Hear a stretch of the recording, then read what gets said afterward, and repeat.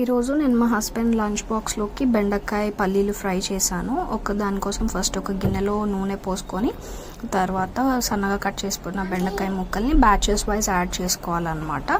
ఇలా యాడ్ చేసుకున్న తర్వాత మీడియం ఫ్లేమ్లో పెట్టేసుకోవాలి స్టవ్. తర్వాత కలర్ మారేంత వరకు కొంచెం క్రిస్పీగా కలర్ మారేంత వరకు ఫ్రై చేసుకోవాలి. మధ్య మధ్యలో కలుపుతూ ఉండాలన్నమాట.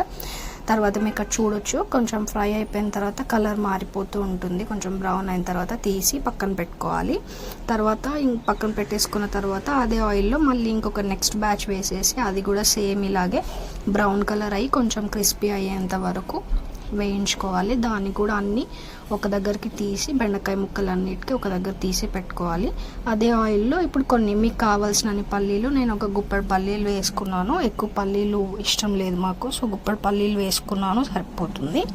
అండ్ అవి కూడా ఎర్రగా అయ్యేంత వరకు వేయించుకోవాలి. వేయించుకొని సేమ్ ఇదే బెండకాయ ముక్కల్లో కలిపేసుకోవాలి. ఇప్పుడు స్టవ్ ఆఫ్ చేసేసి ఆ వేడి నూనెలోనే కరివేపాకు కొంచెం చిట్పట్లాడే వరకు వేయించుకొని ఇప్పుడు ఒకసారి మిక్స్ చేసుకోవాలి. ఇదంతా మిక్స్ చేసుకున్న ఈ బెండకాయ దాంట్లోకి మనకు కావాల్సినంత సాల్ట్, మనకు కావాల్సినంత కారము చల్లుకొని ఇట్లా పైనకి ఒకసారి టాస్ చేసుకోవాలన్నమాట.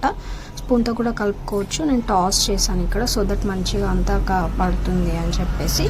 ఇది పప్పులో కానీ లేకపోతే సాంబార్లో కానీ ఇలా ఫ్రై ఉన్నప్పుడు పప్పు కానీ సాంబార్ కానీ సైడ్ డిష్ లాగా బాగుంటుంది. ట్రై